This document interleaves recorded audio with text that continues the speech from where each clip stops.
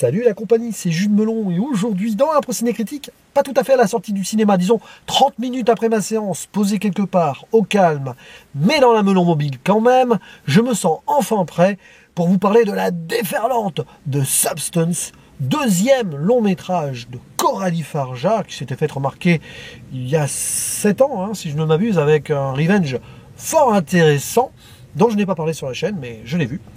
Et donc là, elle nous frappe en plein visage avec un body horror absolu qui ne va pas laisser grand monde insensible, ça c'est certain.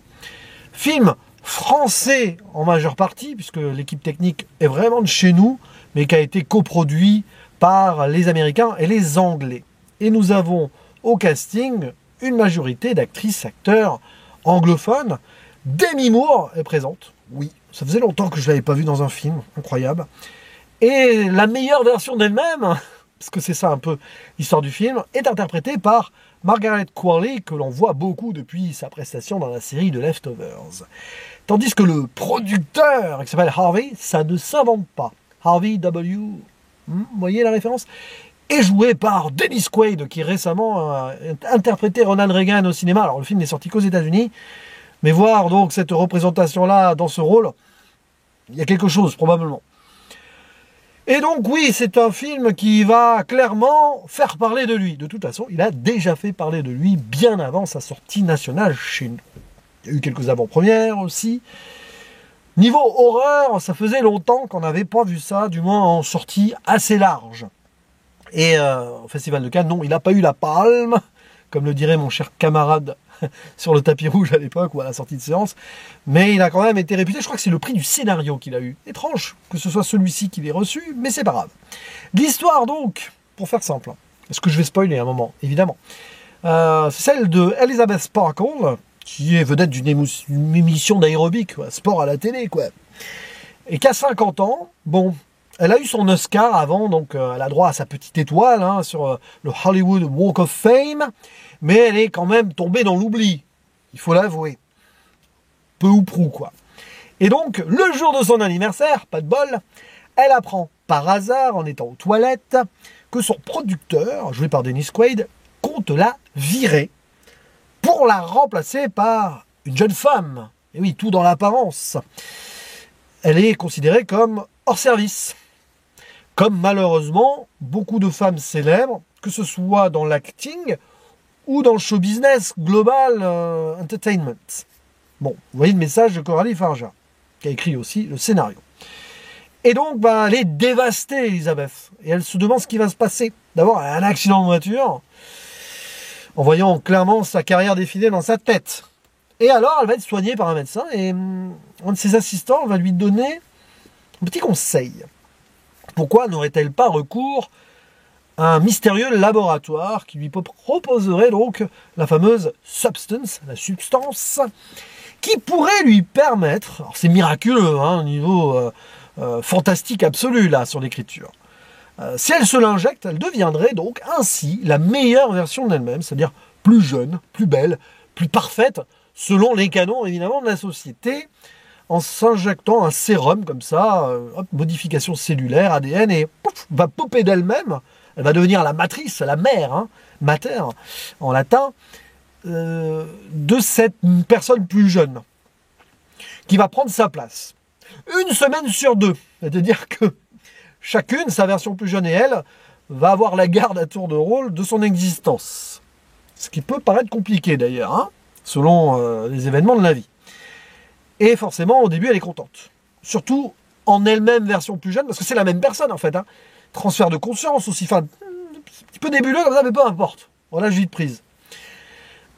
Puisque c'est de la SF, enfin, c'est fantastique, horreur, là. Et alors, derrière, évidemment, c'est sa version la plus jeune qui va la remplacer, Elisabeth, ok, mais ça va pas bien se passer à un moment ou à un autre. Parce que vous imaginez que, vu les règles qu'il faut suivre, c'est assez drastique, quand même, hein, au niveau de cette substance.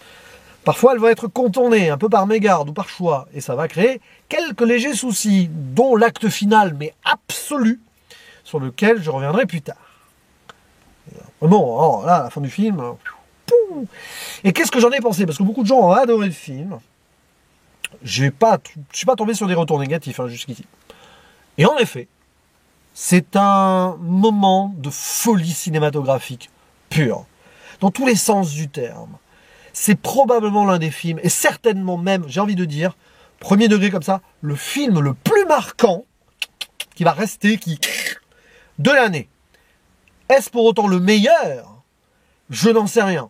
Ce qui est sûr, c'est que l'ambition absolue de Coralie Farja est immense, et pourtant, tout ce que l'on voit à l'écran, on l'a plus ou moins, d'une manière ou d'une autre, déjà vu. C'est-à-dire qu'il va y avoir énormément de références, énormément d'influences, des morceaux de ci, des morceaux de là, pour qu'elle crée ainsi son monstre cinématographique de Frankenstein, parce que c'est clairement l'idée, y compris même dans la mise en abîme finale, et elle ose. C'est tellement assumé que la frontière, la limite entre coup de génie absolu et pas plagiat, mais trop d'inspiration, à un moment, bah voilà, quoi. Puis c'est surligné, c'est franco, c'est aucune subtilité, quoi. Cette limite-là, entre les deux, va faire que ça pourrait basculer dans le too much, dans le pas assez personnel et tout. Mais il se passe quelque chose avec ce film. Il y a une radicalité, il y a un côté extrême, que ce soit dans le propos, c'est un propos qu'on a déjà vu, mais quand même, et dans la façon de le montrer, dans la mise en scène, rien n'est à l'économie. C'est une prouesse. Et c'est du pur cinéma. C'est du cinéma total. Qui va donc ne rien réinventer. Mais mis bout à bout comme ça, on a une créature absolue qu'on n'avait pas forcément vue au cinéma depuis très longtemps. Et qui va marquer, j'ai même envie de dire, le cinéma contemporain actuel des années 2020. Clairement. Parce qu'il fallait le tenter, ça. Ça paraît facile comme ça. Oui, on prend un peu de Cronenberg, bien évidemment. On va penser à La Mouche ou Chromosome 3. Tiens, je vous le conseille, ce Cronenberg, parce qu'il y a un peu de l'idée. On va prendre de la référence visuelle et spatiale à Stanley Kubrick. On voit l'hôtel Overlook, clairement, dans les studios, là, où elle a son couloir of fame, où elle a ses gloires passées, là, et tout. Elisabeth, au début du film, elle va marcher là-dedans, mais ce couloir va être tout autre à un moment vers la fin. On a du Hitchcock, mais frontalement même, parce qu'il y a un emprunt à Hitchcock, y compris avec la musique, j'y reviendrai. Et ouais, on va penser à Reanimator de Stuart Gordon pour la substance verte. Vous pouvez penser à 8000 milliards de choses. Et j'irai même jusqu'à une ambiance à la David Lynch. J'y reviendrai pour le final. Et pour l'intro, il y a un écho, évidemment. Voilà, c'est bourré de plein de trucs. C'est ça, hein. Mais alors, c'est digéré et malaxé de façon à ce que ce truc, donc oui, c'est ça, hein, c'est du cinéma de Frankenstein, monstre cinématographique qu'elle crée là, en tant que créatrice, et cette substance cinématographique faite de plein de choses fonctionne parce qu'elle va au bout, elle se lâche, elle ne retient pas les chevaux. C'est ça qui fait que ça fonctionne en fait. C'est qu'il n'y a pas de limite. On pourrait toujours trouver des choses à redire, bien évidemment, mais partout, tout le temps. Sur la forme aussi, il y a des tentatives quasi expérimentales. Il y a même du Gaspard Noé. J'ose même dire qu'il y a du Gaspard Noé. Il y a quelque chose de climax. Il y a un climax qui pourrait être climax autrement, hein, très autrement. Oh, il y a du Brian De Palma aussi, donc j'y pense sur la fin. Mais il y a plein de trucs. Et encore, là, je vais peut-être pas citer la moitié des choses qui pourraient être visibles. Et oui, il y a des intertitres aussi. Il y a cette idée à un moment où la caméra va vite, où c'est un peu épileptique. Je pense que Corinne Farja est fan de Gaspard Noé. Mais elle est fan de beaucoup de choses. C'est une cinéaste qui assume ses influences et qui en fait quelque chose. Et bizarrement, au final, tout ça mélangé, ça fait quelque chose d'ultra personnel. Dans l'impact que ça donne. Et le propos total, absolu de cette société. Et on ne le sent pas assez, finalement, au niveau critique, dans le cinéma. Parce que c'est critique presque méta-cinéma, même si elle est sortie de l'industrie cinématographique. Elle y a eu un Oscar quand même. Cette idée que donc, une femme, pour les producteurs, pour le showbiz, pour l'entertainment, pour le public, serait périmée à un certain âge. À 50 ans, tout s'arrête. Elle a 50 ans, merci, joyeux anniversaire, le producteur. Et il y a une rébellion là-dessus, parce que Corinne Farja elle-même, même si c'est que son deuxième long métrage, elle a 47 ans. Elle se pose cette question-là. Elle arrive dans l'industrie, elle commence à s'installer, et elle fait ce film-là en mode, regardez-moi, je suis là. Je me sens pleine d'énergie. Elle le montre avec ce film. Croyez-moi, c'est pas parce que j'aurai 50 ans bientôt que je serai dispensable. Et là, je le prouve avec ce film. Et elle va chercher Demi Moore. Elle va presque ressusciter cinématographiquement une actrice qu'on a pratiquement plus vue ces derniers temps, du moins dans des films marquants. Une Demi Moore qui a plus de 60 ans en plus, qui va jouer dans le corps de quelqu'un qui en aurait 50 et qui a l'air mais d'une forme absolue. C'est-à-dire que quand tu vois Elisabeth au début, tu te dis mais il n'y a aucune raison que cette dame soit mise au banc. C'est juste que le patriarcat sociétal, cette vision américaine, hollywoodienne, parce que ça se passe à Hollywood sur le papier, hein, représenté par ce mâle toxique absolu producteur dégueulasse, on le montre, hein. Marche ses crevettes, machin, on le voit la première fois aux toilettes, évidemment il va pas se laver les mains quand il a pissé, des gros plans bien, voilà, Dennis Quaid montré comme jamais, quoi. Il a dû se faire plaisir sur ce rôle-là, passer de Reagan à ça, finalement, il y a un lien peut-être, et c'est sûrement un hasard, parce que là-bas c'était Ray Liotta qui était prévu, malheureusement il nous a quittés, et voilà, tout est appuyé, hein, dans le film, tout est appuyé, y compris le jeu sur les décors, mais il y a un énorme travail du chef déco, alors je sais pas, voilà, c'est Stanislas Redele, ça a été reconstruit, je crois que ça a été fait en studio français en plus, bon, l'auteur, le overlook, ok, mais aussi les espaces, j'allais dire les backstage de la salle de bain où elle va cacher, bon, son autre, elle, quand elle l'utilise pas, la scène finale, brillant, c'est brillant parce que là, le travail architectural, oui, c'est kubrickien pour le coup, vraiment, mais il y a une ambiance qui va même au-delà des sons, parce que c'est très sonore, hein. Tout l'acte final en salle de cinéma, c'est quelque chose, c'est une ambiance. C'est pour ça que je pensais à Gaspard Noé, hein, arriver là, parce que c'est clairement ça. Et elle y va, quoi. Et donc elle digère. Et donc ce message-là, avec, elle va devenir la meilleure version d'elle-même. Non, la version qui va se faire corrompre. Elle se fait corrompre par le système en acceptant cette substance. C'est ça qui est terrible. Et ça fait un discours sur l'isolement de la vieillesse aussi. Il y a quelque chose là-dessus, la solitude, passé un certain âge. Vous pouvez creuser ce traumatisme aussi. Exister après avoir vécu et avoir été quelqu'un, c'est encore plus dur finalement que si on a été un anonyme. Là, c'est d'une violence, mais incroyable. Et puis, des trucs qui ont l'air retouchés volontairement en images. Même voilà, l'aide médicale qui va lui conseiller de substance, on dirait un Ken, quoi. On dirait une poupée. Et elle va se barbiser en tant que Sue, parce que Elisabeth va devenir Sue. Et qu'est-ce que c'est violent. Alors évidemment, voilà, c'est la thématique principale de ce changement de corps, tout ça. Ça a déjà été vu et revu, y compris dans des séries. La série Les Contes de la Crypte a un peu traité tout cela. Un épisode qui s'appelle L'Échange, réalisé par Schwarzenegger, par exemple.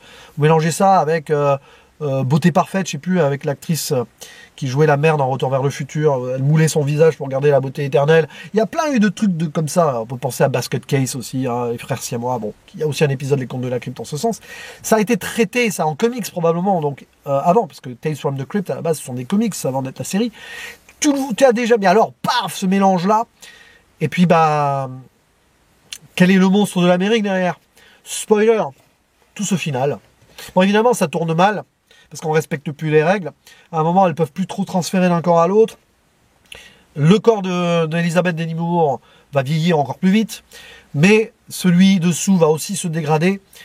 Et bah oui, il y en a une qui veut profiter de sa jeunesse là, mais c'est pas bien du coup.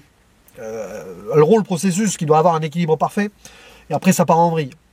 Voilà, ça part en vrille parce que Elisabeth, elle veut contrôler sa plus jeune, elle veut se terminer elle-même. Limite, une forme de suicide en double sens. D'abord, elle veut se débarrasser de son plus jeune elle, mais finalement, elle n'ose pas. Et c'est son jeune elle qui la tue. Donc, c'est une forme de mort qu'elle se donne par miroir. Mais ça va encore plus loin. Ça pourrait plus s'arrêter là. Après, bah, le jeune corps dépérit parce qu'elle a pu sa version âgée pour se nourrir d'elle, hein, grosso modo. Mais non, parce qu'elle doit présenter un show du Nouvel An. Elle doit y aller, et là il y a un truc, on rentre dans un délire, on n'est pas loin on sort complètement de tout ce qui pourrait être réaliste, de la réalité. Le monstre apparaît, il y a tout un dernier acte où on a Monstro et Lisa Sue, où les deux fusionnent, ou pas. C'est Sue qui reprend la substance et elle va se créer une infinité d'elle-même en elle, un bazar monstrueux, difforme absolu. On peut penser à Elephant Man, évidemment, pour David Lynch, mais c'est même pas la référence la plus marquante de Lynch. Il y a une scène Hitchcock où on a quand même une musique de Vertigo où elle se fait face à un miroir. Ça en est presque ironiquement. Mais elle prend vraiment, Corinne Farja, un morceau de Bernard Herrmann. Hein. C'est un choix intéressant et osé, mais ça prouve qu'elle va au bout de son délire, y compris de ses influences. Et après, bah, ça part, quoi. Ça part à la fin, Carrie du bal du diable. Alors c'est complètement fou parce que elle se met une sorte de trucs d'affiche sur la tête, les gens vont quand même l'acclamer comme quoi ils ne voient même pas la vraie beauté ou pas en fait. C'est que les apparences, et même au-delà des apparences, ils sont complètement perdu. On se demande si ce final existe en fait. Est-ce que c'est pas une sorte de fantasme, de cauchemar absolu? Tant et si bien qu'il y a le caribal du diable final, le sang, le bain de sang le plus fou depuis très longtemps au cinéma. Ça, c'est certain. Et cette tristesse finale absolue. Et là, voilà, une sortie de cette soirée catastrophique, elle déambule dans les rues sombres d'Hollywood, on pense à Inland Empire. Et elle retourne Mulholland Drive d'une certaine manière. De toute façon, tout est lié à Vertigo aussi. Il y a tout ce délire-là, ce cinéma américain qui parle donc de l'apparence, de cette quête de fantôme de perfection et tout. Tout est cité là-dessus. Et c'est vrai que Mulholland Drive, on y pense à la fin. Elle va mourir, le monstre va s'échouer littéralement sur sa propre étoile, le Hollywood Hall of Fame, qu'on voit au début, qui, évidemment, en mode foreshadowing, était taché d'un hamburger, ketchup, viande et tout. À la fin, c'est de la vraie viande, c'est humaine, qui va s'écrouler sur cette étoile. Et pourtant, elle se fantasme une dernière fois, alors qu'il n'y a plus que le visage. Ça m'a rappelé aussi Fantôme contre Fantôme de Frighteners, où le méchant fantôme finit en visage qui rampe, là. J'ai pensé à ça aussi. Vous voyez, on peut penser à plein de choses en regardant ce film.